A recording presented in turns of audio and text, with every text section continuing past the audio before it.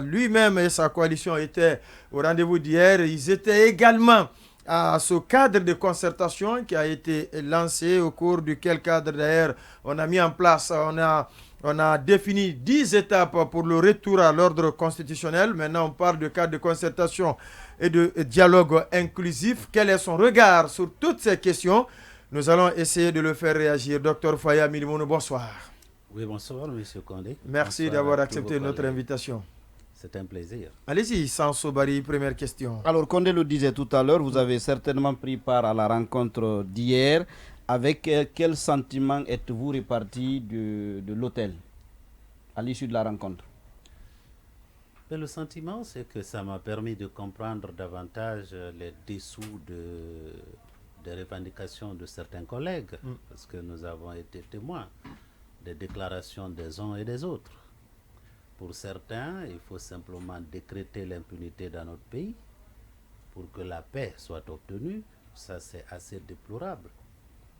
Et entendre cela de la bouche des acteurs politiques qui se battent pour diriger ce pays, il faut se questionner. Nous avons entendu les gens réclamer, n'est-ce pas, une justice pour les crimes de sang, mais qui n'en disent rien sur les crimes économiques, parce qu'ils ont des gens à protéger dans ce cadre. Il faut qu'on soit cohérent dans ce pays. La Guinée a souffert de deux choses: les crimes de sang, les crimes économiques. Il y a actuellement une cour de répression des infractions. Vous croyez en sa démarche, la CRIEF, vous, Dr Faya Milimono? Écoutez, je ne suis pas... non, la question elle est très simple. Oui ou non, vous croyez en la démarche de la CRIEF? Oui, je crois en la démarche parce que j'écoute et je lis, n'est-ce pas, ce que les spécialistes en la matière disent. Les profanes peuvent avoir un regard, n'est-ce pas, qui relève de leurs droits. Donc il n'y a que les politiques qui ont commis des crimes économiques dans notre pays depuis son indépendance. Pardon? Il n'y a que les politiques qui ont commis les crimes économiques. Il n'y a pas que des politiques. Mais je crois que la CRIEF ne va pas se limiter simplement aux leaders politiques. Qu'elle commence déjà que par eux. Ça ne pose pas un problème? Mais écoutez, il y en a qui sont devenus politiques après les faits. Vous comprenez? Qui, par exemple? Donc, quand vous prenez, par exemple, Mamadou Sylla, on ne le poursuit pas aujourd'hui parce qu'il est homme politique. Il faut qu'on se dise la vérité dans ce pays. Alors, nous vous Les écoutons. gens ne sont pas poursuivis parce qu'ils sont leaders politiques. Ils sont poursuivis pour des faits supposés posés avant. Il ne faut pas que le fait d'être politicien soit, si vous voulez, une assurance. Mais Dr Faya, est-ce qu'on ne peut pas prendre aussi cette demande comme une demande pour la décrispation? C'est un peu aussi c'est un peu la tonalité du discours de l'ambassadeur américain. Vous savez que vous connaissez. Je suis étonné que l'ambassadeur des États-Unis tienne un discours relax sur les questions, n'est-ce pas, de moralisation de la vie publique. En tout cas, il parle d'intimidation et de harcèlement. Les États-Unis que je connaisse, si vous êtes citoyen américain, puisqu'il y a beaucoup d'Américains qui ont double nationalité, vous revenez dans votre pays, vous commettez un crime là-bas, si vous n'êtes pas poursuivi par ce pays qui vous avez servi, les États-Unis vous poursuivront. Le cas de notre compatriote Cham est un exemple. Il est aujourd'hui en prison. Et donc, je suis étonné que ce soit l'ambassadeur des États-Unis qui tienne un discours, n'est-ce pas, aussi relax sur les questions de crimes économiques et de sang. Non, ce n'est pas de l'intimidation. Il faut que nous comprenions que tant aussi longtemps que la justice ne sera pas dite dans notre pays, on ne peut pas espérer la paix. Quand je parle de la justice par rapport aux crimes de sang, ce jeune qui n'a pas été à l'école ou qui n'a pas eu une bonne éducation, parce que le budget qui devait servir à lui assurer une éducation a été détourné à autre chose, eh bien c'est une victime. C'est une victime pour cette femme, n'est-ce pas, qui va mourir en donnant un enfant. C'est une justice qu'on doit réclamer pour cette femme.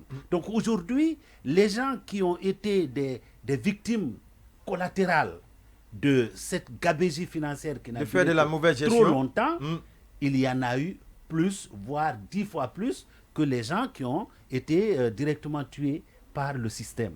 Alors, de même que nous continuons à réclamer qu'une cour spéciale soit mise en place pour instruire les crimes de sang, il faut aller en profondeur par rapport aux crimes économiques. Ça veut dire que vous ne partagez pas le point de vue de ceux qui pensent aujourd'hui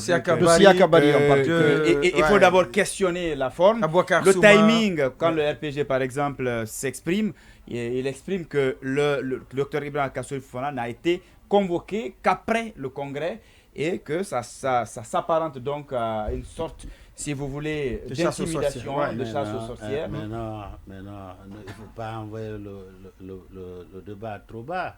Il était déjà politique. Il était leader politique et il était également membre influent du RPG.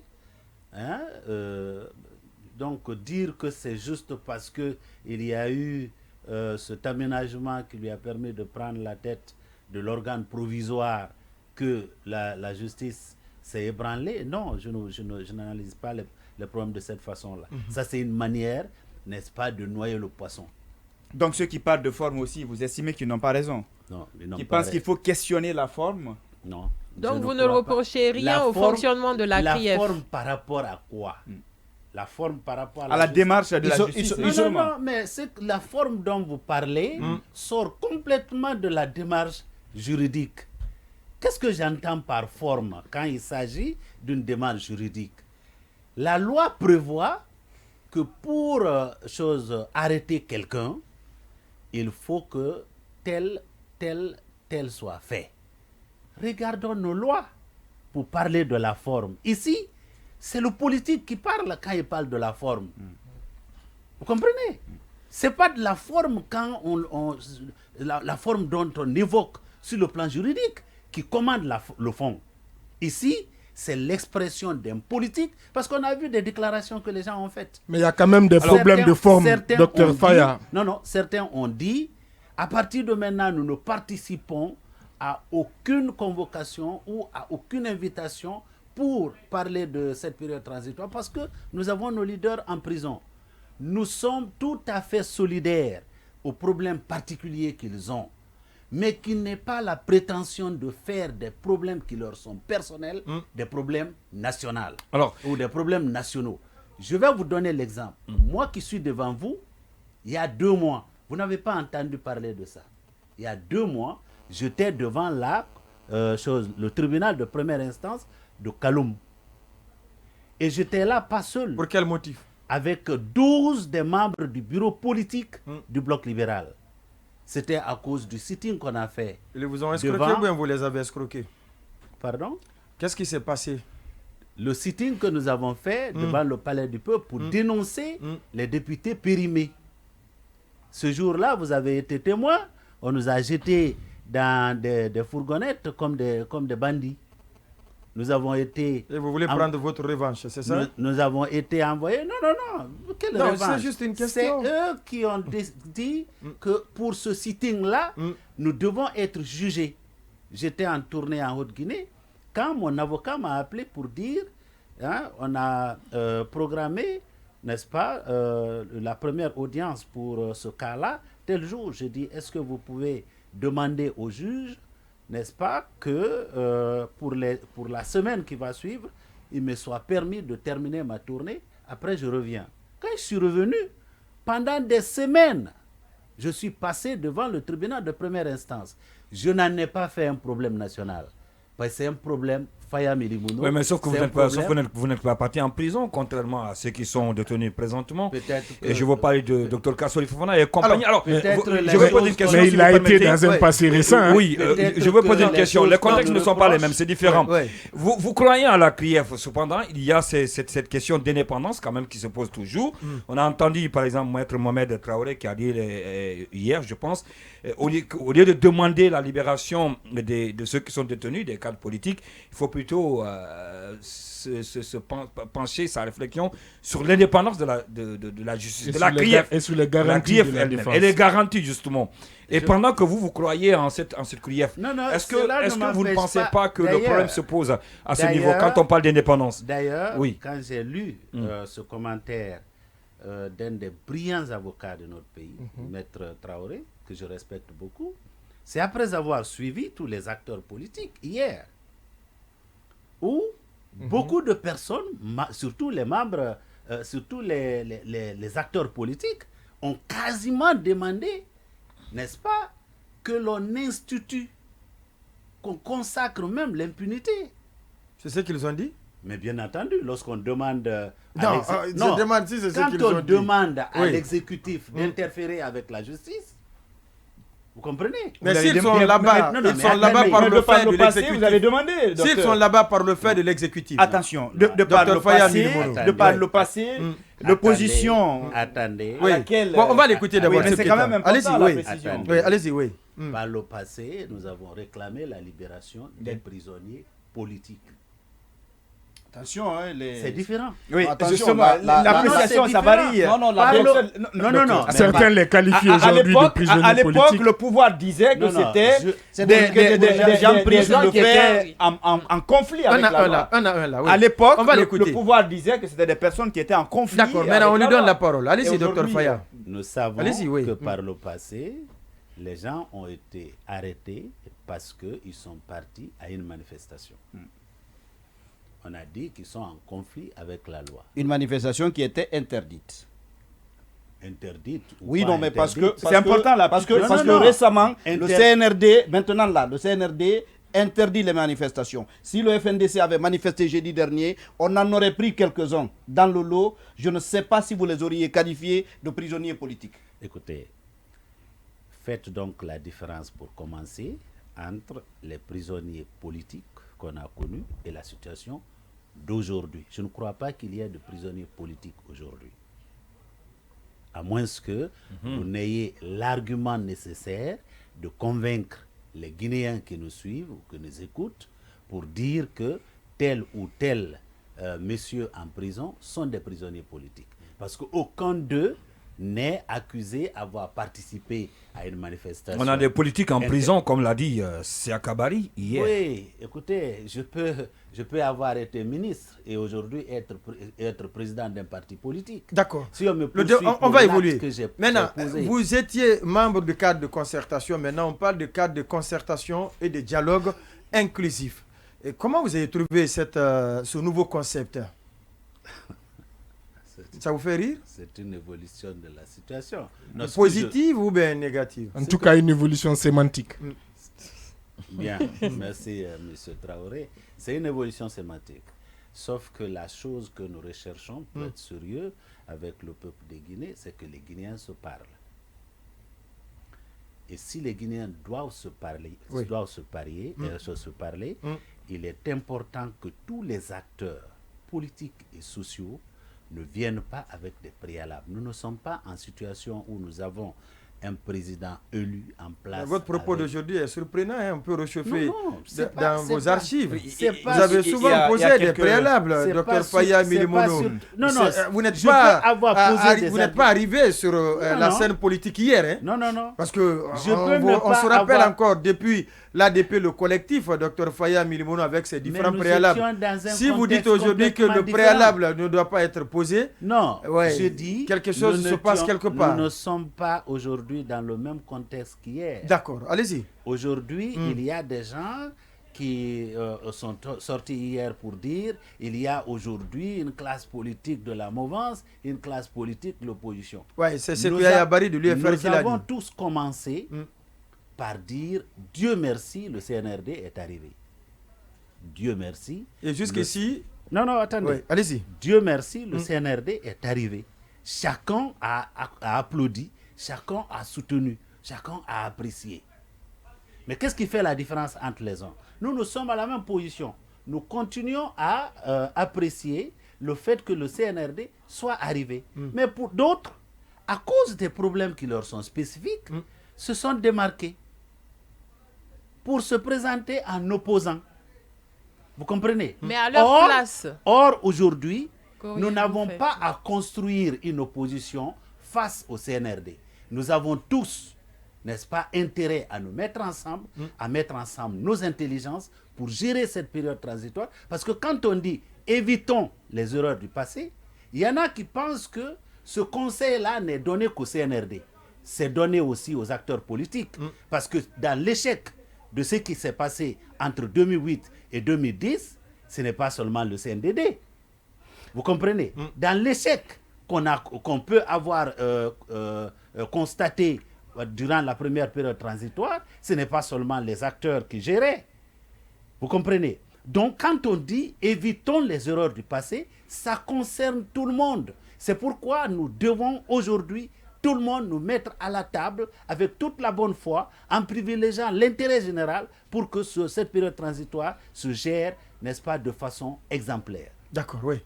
Alors, toujours par rapport au cadre de concertation et de dialogue inclusif, vous aviez, Condé le disait tout à l'heure, vous étiez partie prenante du précédent processus qui avait débouché sur un certain nombre de choses, notamment les différentes étapes, le calendrier, le chronogramme de la transition, en tout cas la durée de la transition. Aujourd'hui, avec le processus qui vient de commencer, cela risque d'être remis en cause. Quelle est votre position là-dessus? Écoutez, c'est vous qui dites que cela risque d'être mis en cause. Je crois que les 2 premières rencontres qui ont eu lieu, personne n'a été exclu. Hier, le RPG n'est pas venu. Mais ça n'a pas empêché que la rencontre se tienne. Écoutez, dans les problèmes qui concernent la République, vous choisissez de vous exclure vous-même.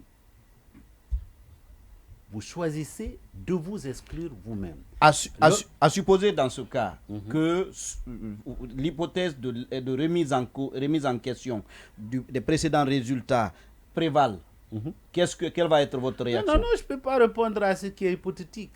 Pour moi, c'est qui... Non. Docteur Ça, c'est complètement hypothétique. D'accord.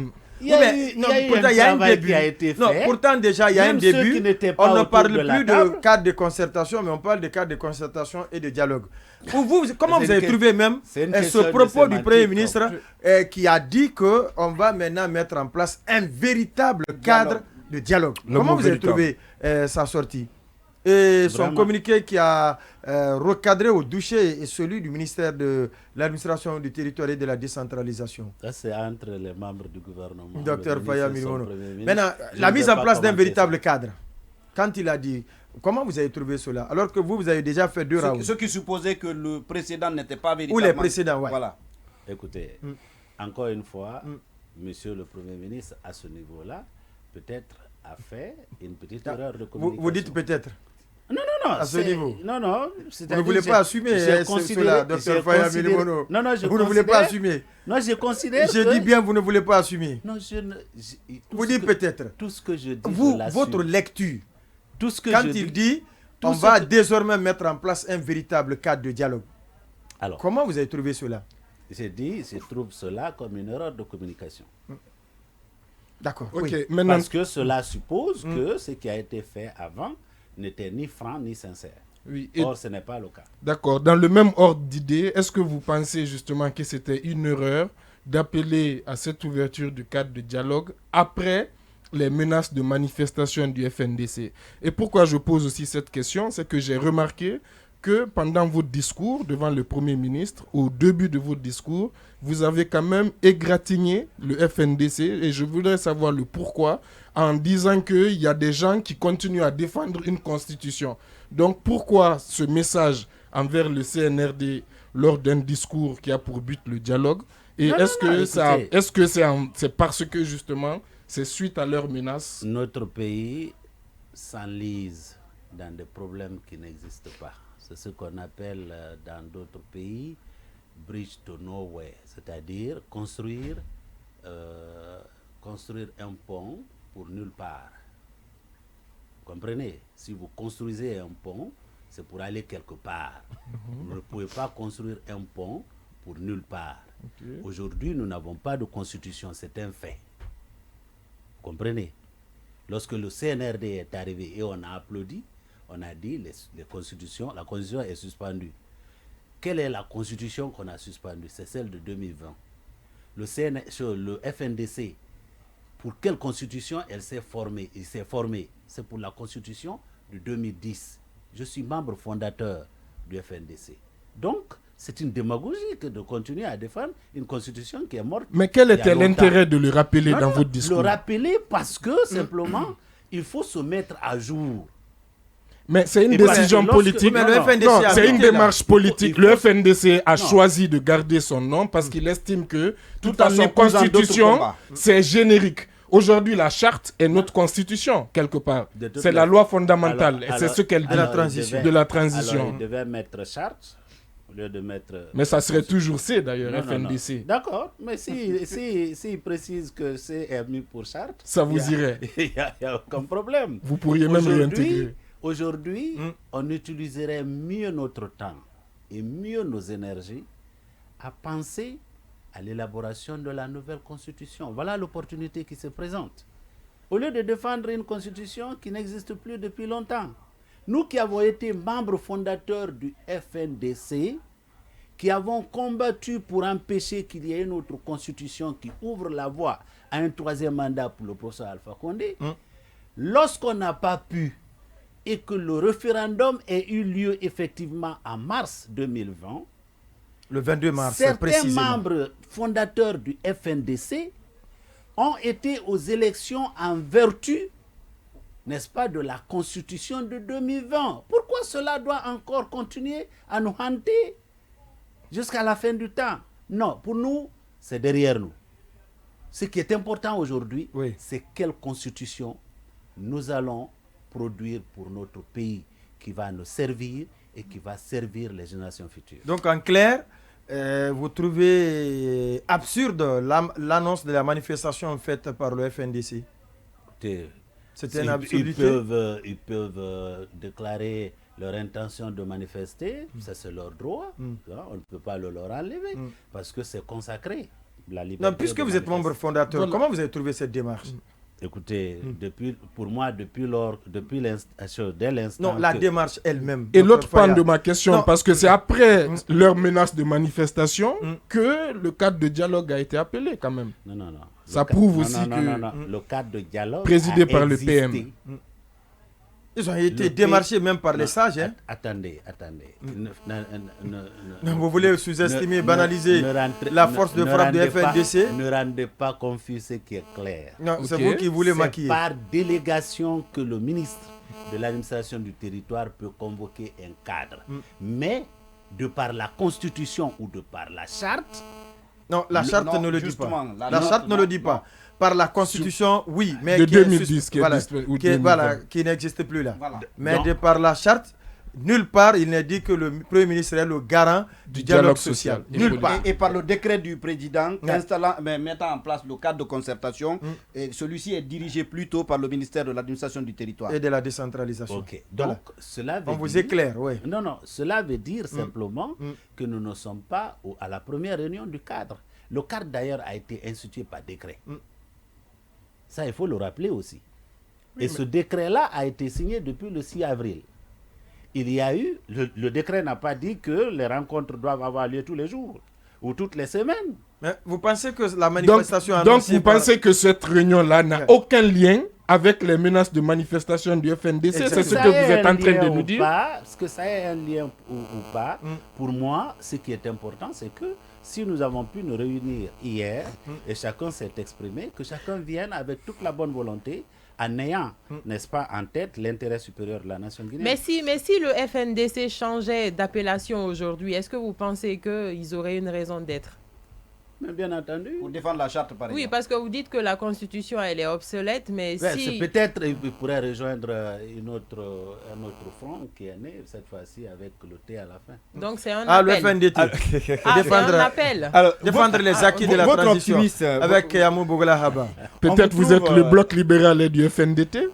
Pardon? Le bloc libéral est peut-être du FNDT? Le bloc libéral est un parti politique engagé dans la conquête du pouvoir pour l'exercer. Alors, docteur, pas un mouvement de soutien. D'où vous tirez, ou en tout cas, qu'est-ce qui fonde votre optimiste. Est-ce que c'est parce qu'à l'arrivée, quand certains seront écartés, ça peut donner, si vous voulez, ça peut être une sorte de couloir permettant à certaines formations politiques peut-être de se positionner. Le BL a été 4e force, il faut le rappeler. Est-ce que c'est sur ça vous misez ou tout au moins votre position varie en fonction de la situation au point d'accepter les choses que vous avez condamnées il y a quelques mois? Non, pas du tout. Écoutez, je vais vous dire une chose. Allez-y. J'ai entendu des gens dire que le CNRD est en train de préparer un candidat ou des candidats, ou que les gens sont en train d'aller négocier avec le CNRD. Je vous rappelle. Vous n'êtes pas de Solo? Je vous rappelle. Vous n'êtes pas de Solo? Écoutez, enfin, s'il y en a qui le font, peut-être. Je non, ne peux pas parler de tout le monde, mais en tout cas, moi, je ne fais pas partie. D'accord, allez. Je vais vous dire une chose. Vous nous rappelez, oui. Je vais vous dire une chose. Non, vous dites que vous nous rappelez. Lorsqu'au début, nous avons exigé que nous rencontrions le CNRD, nous avons été invités à rencontrer le CNRD au Camp Samori. D'abord, pour aller au Camp Samori, nous avons entendu dans les médias une grande manipulation parce qu'on a donné l'impression que c'est Sidya Touré et c'est Loudalin qui étaient convoqués. Convocation et invitation font deux.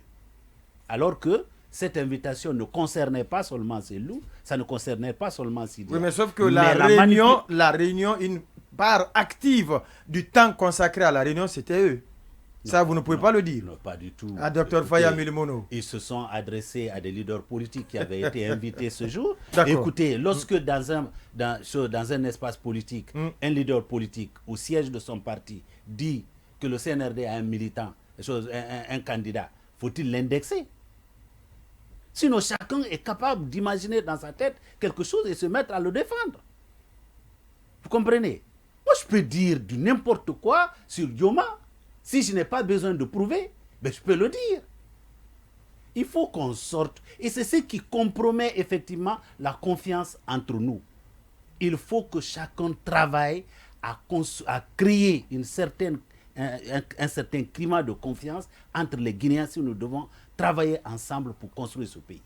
Mais si chacun passe le temps à imaginer des choses sur l'autre, vous comprenez? On se rappelle des plaintes que certains ont faites avant de se radicaliser, qu'ils ont demandé audience, n'est-ce pas? Ils n'ont pas été reçus. C'était Seloudel Ndialo Sidya Touré. Vous ne voulez même pas prononcer leur nom, c'est ça? Non, mais il faut que... En quoi cela... vous en demandez... C'était le temps du discours... Vous demandez, vous obtenez le rendez-vous. Eux, ils demandent, ils ne gagnent pas. Est-ce qu'ils n'ont pas raison de s'énerver aussi? Écoutez... Je ne sais pas de quelle façon ils ont demandé leur rendez-vous. Oui. Il y a une manière. Ou à qui? Ça aussi, il y a une façon pour demander un rendez-vous. Il nous reste 2 minutes. La rencontre de la CEDEAO sur les 3 cas guinéens, maliens et burkinabés. Et qu'est-ce que vous pouvez dire à quelques jours de cette rencontre du 3 juillet? Ce que je peux dire, c'est d'écouter les Guinéens. Les acteurs guinéens sont en train de se parler. Ils sont en train de chercher les voies de faire de cette période transitoire la dernière. Parce que nous sommes à la 3e. Si celle de 2008-2010 a échoué, c'est parce que c'est comme si nous avions derrière les acteurs, avec bien entendu la coopération de certains, c'est comme si on avait le feu derrière tout le monde. On doit aller vite. Je ne sais pas si c'était pour aller où. Allons vite. Alors qu'il était question que les élections commencent, n'est-ce pas, par les locales en 2010. Législatives, ensuite les législatives. Toute la pagaille qu'on a connue durant le premier mandat et même le deuxième mandat d'Alpha Condé, parce qu'on était presque dans une situation de mandat expiré pour les députés. Non, pas les députés. Les choses... les conseils communaux. Les élus locaux. On était en situation de mandat expiré quand Alpha Condé arrivait. Et qu'est-ce que l'accord de Ouaga avait dit? Dans les 6 mois qui allaient suivre, les élections législatives devaient être organisées. Il y a eu combien de morts? D'où la mise en place même des délégations spéciales. Voilà. Et ce qui a 3 ans durant, il a fallu beaucoup de combats, il y a eu beaucoup de morts avant qu'on en arrive à ces élections. En 2013. Nous devons sortir de ça. Précisément. Chaque pays de l'Afrique de l'Ouest a des spécificités. Je ne crois pas que nos confrères léonais ou libériens ou ghanéens sont mieux placés pour évaluer la situation particulière dans laquelle vit la Guinée. En une minute, les résultats des examens ont commencé à être donnés. Le temps, c'est d'abord l'entrée en 7e année avec un échec très catastrophique, 17,62%. Pour être précis sur les chiffres, vous êtes éducateur. Quel regard vous portez sur ces résultats? C'est un échec clair pour la Guinée. Parce que quand on dit que pour cette année, tous ceux qui ont fait l'examen d'entrée en 7e année, seulement 17 sur 100 sont admis, c'est que je crains pour l'avenir de notre pays. C'est vrai que dans l'analyse de cela, on a souvent tendance à ne mettre l'accent que sur l'élève. Hein? On trouve tous les mots pour dire ils n'ont pas été sérieux, ils n'ont pas appris, etc., etc. On ne met pas en cause les parents, on ne met pas en cause les enseignants, on ne met pas en cause le niveau d'exécution des programmes. On ne met pas en cause les programmes qui n'ont absolument rien à voir avec la vie que nous vivons aujourd'hui. Ça, c'est un échec pour la Guinée. Et il faut, pour les années suivantes, les années prochaines, revoir. Quand je vois que le ministère de l'enseignement préuniversitaire semble se réduire à l'organisation des examens nationaux, je dis il faut que cela soit corrigé. C'est en première année, le jour que l'enfant a mis le pied à l'école, qu'il faut commencer à lui imprimer des valeurs et faire en sorte qu'il les intègre suffisamment pour que ces valeurs survivent dans la vie. Mais vous faites passer un enfant par laxisme de la première année à la deuxième, de la deuxième à la troisième, de la troisième à la quatrième, de la quatrième à la cinquième. Maintenant, en 6e année, vous lui dites, eh bien, vous devez être blanc comme neige. Non.